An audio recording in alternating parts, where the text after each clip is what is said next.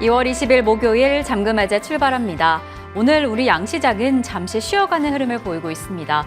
어제까지 코스피가 7거래일째 상승세를 보였는데 오늘은 미국 시장 내에서 아무래도 관세 부담도 이어지고 있고 이 방위비 감축 관련 이슈까지 더해져서인지 지금 좀 쉬어가는 흐름을 보이고 있는데요. 오늘 외국인 투자자의 매도세가 계속 이어지면서 코스피는 지금 2653선 지나가고 있고요. 코스닥은 장중에 등락을 거듭하면서 상승 전환해주나라는 기대감을 좀 가지고 있었는데 외국인과 기관이 덜어내고 있습니다. 지금 10시 기준으로 773선 지나가고 있는 상황입니다. 그래도 이렇게 잠시 쉬어가는 시장 안에서 오늘 저희는 어떤 종목, 어떤 섹터에 집중해보면 좋을지 이분 모시고 이야기 나눠보겠습니다. KB증권 프라임클럽의 박건희 차장님 나와주셨습니다. 차장님 어서 오세요. 네, 반갑습니다. 네, 저희 차장님과 함께 잠시 후에 종목에 대한 이야기 나눠보겠고요. 지금 시장은 어떻게 흘러가고 있는지 머니맵으로 살펴보겠습니다. 네, 오늘 쉬어가고 있는 시장 안에서 시가총액 상위 종목들 약세 흐름이 많이 확인됩니다. 삼성전자, SK하이닉스 각각 0.5%, 1.14%가량 하락하고 있고요. 그래도 오늘 LG에너지솔루션이 강한 흐름을 이어갑니다. 1.9%, SK이노베이션, 에코프로비엠까지 모두 상승하고 있는 가운데 엔캠이 10% 넘게 상승하고 있는 점 확인해 보시면 좋을 것 같고요. 그리고 오늘 시장 안에서 강한 섹터다라고 한다면 한알령에 대한 기대감에, 한알령 해제에 대한 기대감에 엔터, 컨텐츠, 화장품 관련주가 강세를 보이고 있다는 점, 소비 음식료 단에서도 LG 생활건강이 7% 넘는 상승세, 아모레퍼시픽은 5% 가까운 상승세를 보이고 있습니다. 엔터 단에서도 하이브, JYP 엔터테인먼트, SM 엔터테인먼트 그리고 스튜디오 드래곤까지 강력한 상승세를 보이고 있습니다. 하지만 오늘 또 조선 방산 섹터 내에서 이 미국 국방부 장관 측에서 이 관세를 더 방위비 관련된 감축을 하겠다라는 소식을 전하면서 오늘 좀 약세를 보이고 있는데 이 섹터는 오늘 어떤 흐름 가져가게 될지 오후장에서도 계속 집중해 보시면 좋을 것 같습니다. 자, 이렇게 지금 시장의 흐름 머니맵을 통해서 살펴봤습니다. 그렇다면 오늘 저희는 어떤 종목에 집중해 보면 좋을까요? 오늘 첫 번째 종목 바로 잠금 해제 해보겠습니다. 저희가 오늘 살펴볼 첫 번째 종목은요, 바로 하나머티리얼스입니다. 이 기업용 SSD에서 성장성을 찾아보자라는 키워드로 잡아주셨는데 오늘 어떻게 생각해 보면 좋을지 첫 번째 키워드 열어보겠습니다. 자, 고부가 SiC-링을 좀 집중해보자라고 이야기를 해주셨습니다. 실리콘 카바이드인데요. 어떠한 측면으로 어떻게 좀 살펴보시면 좋을까요? 요새 반도체 소부장주들이 네. 이렇게 올라오고 있고요.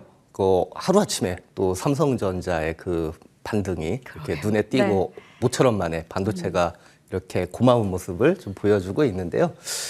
소부장 내에서도 이렇게 흐름을 딱 보니까 제가 한 가지 캐치를 좀 한 것 중에 하나가 뭐냐면은 모든 게 좀 다 가는 게 아니었었죠. 일단은 얼마 전에 이제 유리기판 관련주들 이렇게 좀 가다가 최근에 이제 그 CXL 관련주들 이렇게 좀 올라가고 있고, 사실 CXL하고 또 떼놓을 수가 없는 게 이 SSD 저장 장치거든요.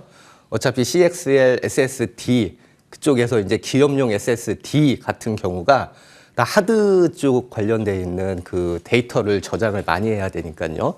이런 데에서 이제 모멘텀을 잡아보자면은, 식각 장비 업체, 그리고 SSD, 이 하드디스크가 대부분 이제 낸드 쪽에 이제 메모리가 될 걸로 보이는데, 낸드 쪽에서 수혜를 받을 수 있는 게 뭐가 있을까? 뭐 장비주도 있을 테고, 뭐 소재주도 있을 테고, 여러 가지가 있는데, 아무래도 하이닉스가 4분기 실적에서 낸드 쪽에서 0.58조 영업이익이 나왔는데, 그래도 이제 기업용 관련돼 있는 이 SSD가 그 낸드에서 비중이 70% 이상 넘어가요. 그래서 업황이 어려운 낸드 쪽에 그 밑에서 이제 딱 커버해주는 이런 느낌이 딱 났었었는데, 야, 이 소모품주들을 낸드 쪽에선 잘 봐야 되겠구나, 이런 생각이 딱 들었고요. 그리고 삼성전자도 밝히기를 이 300단의 3D 낸드를 건너뛰고 2025년도에는 이제 400단으로 바로 점프해서 이 초격차에서 승부를 보겠다, 이런 얘기를 하고 있고요. 그러면 저희가 이제 정리가 되는 게 있죠. 낸드가 초격차로 가고 있고, 네. 낸드가 이제 데이터를 계속해서 방대한 양을 쌓아야 되니까 위로 가고 있고, 그러면 그거를 뚫어줄 수 있는 식각 장비가 되게 필요할 것이고, 식각 장비 중에서 소모품 부품이 필요할 것이다. 여기까지 나가면은 이제 하나머티리얼즈가 먼저 딱 떠오르는 거죠. 그래서 그런지 요새 좀 흐름이 반도체 소부장주들 올라올 때 나쁘지 않았다. 네. 이렇게 스토리 아시면은 뭐 깔끔하게 정리가 되고, 그래서 저 고부가 SiC 링이 굉장히 중요한 이러한 모멘텀으로 떠오르는데요. SI 링하고 SIC 링하고 잠깐 이렇게 비교를 해보자면 왼쪽에 있는 SI 링 같은 경우에는 주로 D램에서 사용을 많이 하고 있습니다. 저희 플레이어들이 이제 하나머티리얼즈도 저기 또 들어가고 있고요. 뭐 월덱스라든지 저희 들어본 기업들이 저기 있는데 이 SIC 링 쪽으로 하나머티리얼즈가 지금 빠르게 확산을 좀 하고 있습니다. 현재는 큰 매출액에서 잡히는 비중이 뭐 한 30% 정도 선밖에 되지는 않아요. 하지만 이게 이제 2026년도 넘어가면서 비중이 굉장히 좀 커지면서 SIC 링이라는 고낸드 쪽에서 사용하는 소모품의 시장이 더 크게 열릴 것이다. 이렇게 돼 있고요.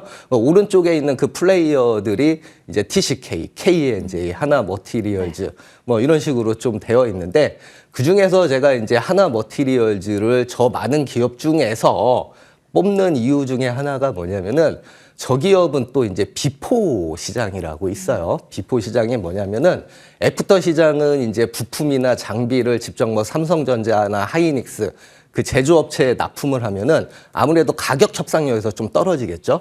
하지만 이러한 하나머티리얼즈처럼 비포 마켓에 있는 업체들은 장비 업체에다가 바로 납품을 하기 때문에 가격 협상력에서도 또 유리한 고지에 있다. 이렇게 좀 말씀드리도록 하겠습니다. 네, 좋습니다. 고부가 SIC 링에 대한 모멘텀 기대를 해보겠고요. 두 번째 키워드 바로 열어보겠습니다. 하나머티리얼즈의 두 번째 키워드, 뭐 차장님께서도 지금 낸드 업황 자체가 좀 부진하기 때문에 이러한 부진한 흐름을 기업용 SSD가 커버해 줄 것이다라고 이야기를 좀 해주셨습니다. 그렇다면 하나머티리얼즈 기업용 SSD 단에서 어떤 기업향 매출 확대를 좀 기대해보면 좋을까요? 제가 이제 표를 가지고 네. 있는 게 있는데 뭐 보여주시면은 더 깔끔할 걸로 보이는데 예, 요거 다음 장에 있습니다. 네.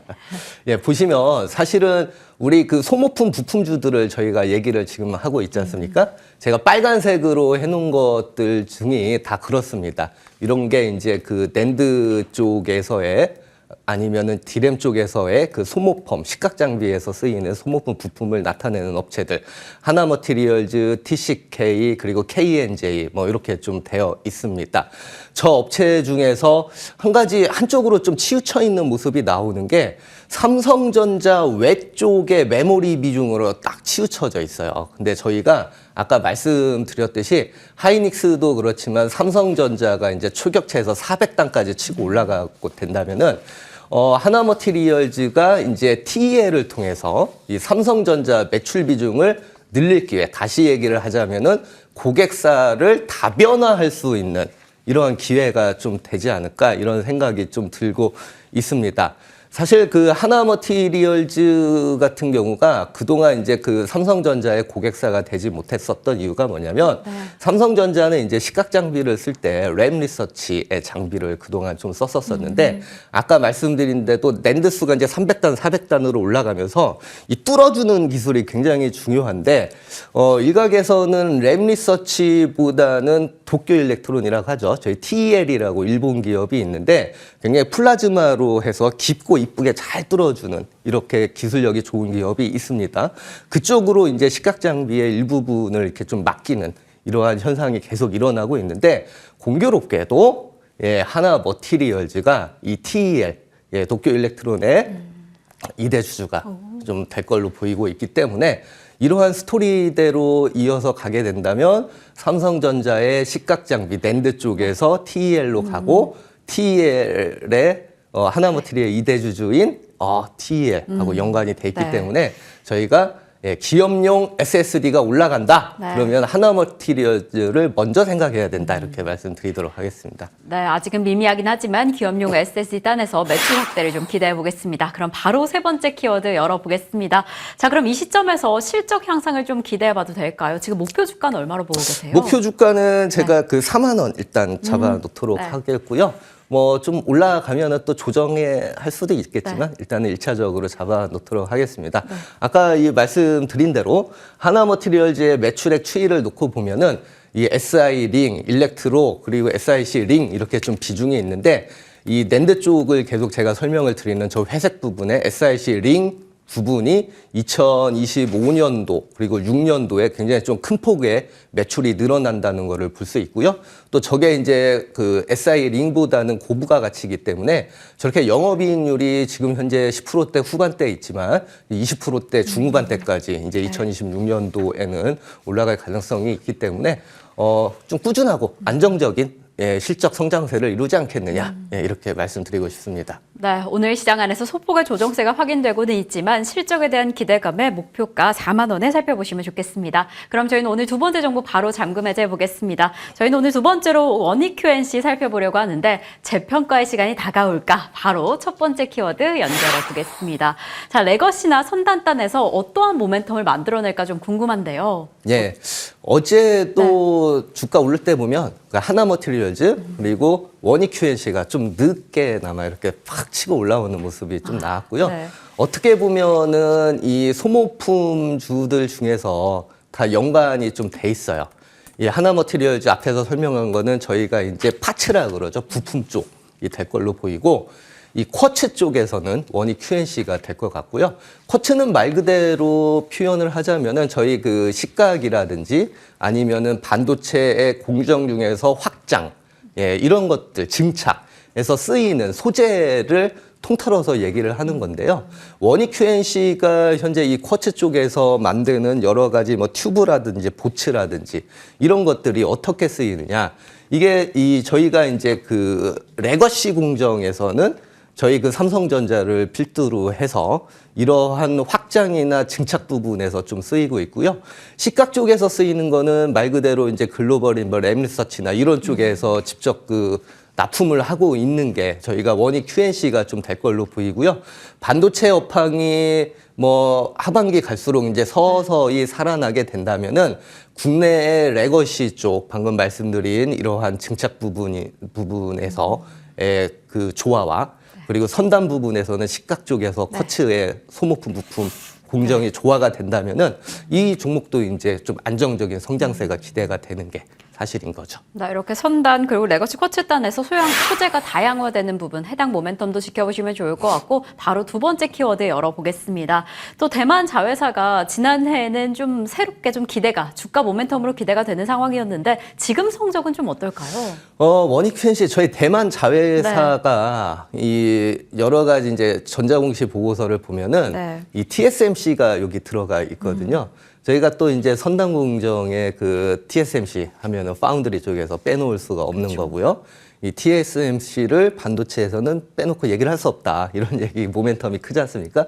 근데 공교롭게 이제 원익 QNC가 다 대만자에서 WQT라고 있는데 보시면은 이제 2013년도, 4년도에 실적 부분, 특히나 이제 순이익률이 좀 떨어지는 모습이 좀 나오는 게 있어요. 모멘텀도 중요하지만 일단 실적이 받쳐줘야 되는데 실적이 현재 안 좋지 않습니까?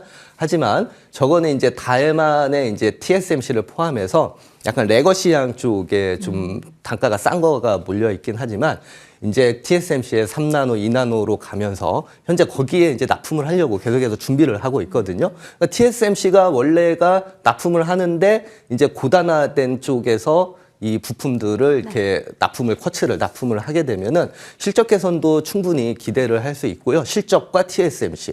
요 두 개만 갖고서도 저희 소부장들이 올라올 때 나쁘지 않겠구나 이런 생각이 들었습니다. 네, 알겠습니다. 실적과 TSMC 모멘텀까지 주가 상승분을 기대해 보겠습니다. 세 번째 키워드를 바로 연결해 볼까요? 저희가 실적을 지금 함께 살펴보긴 했는데 지금 저평가 구간의 매력도 어떻게 가져가면 좋을지 가격 전략까지 어떻게 보고 계세요? 예, 일단 목표 주가는 26,000원 한번 이렇게 좀 잡아보도록 하고요.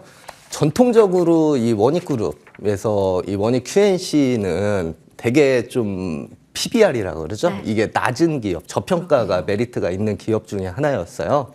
근데 저평가만 있으면 뭐합니까? 이제 실적이 받쳐져서 그 저평가가 모멘텀이 돼서 이제 올라가야지 진정한 저희의 그 수익이 되겠죠. 근데 아까 전에 말씀드렸던 거를 조금 이렇게 종합을 좀 해보면은 반도체가 살아나면서 레거시 쪽 그리고 TSMC의 그 선단 공정이 조화롭게 이렇게 어우러진다면은 이런 저평가 메리트가 드디어 실적으로 가시화되는 이 시점이 이제 2025년도부터 도래하지 않았을까 이런 생각이 들고요.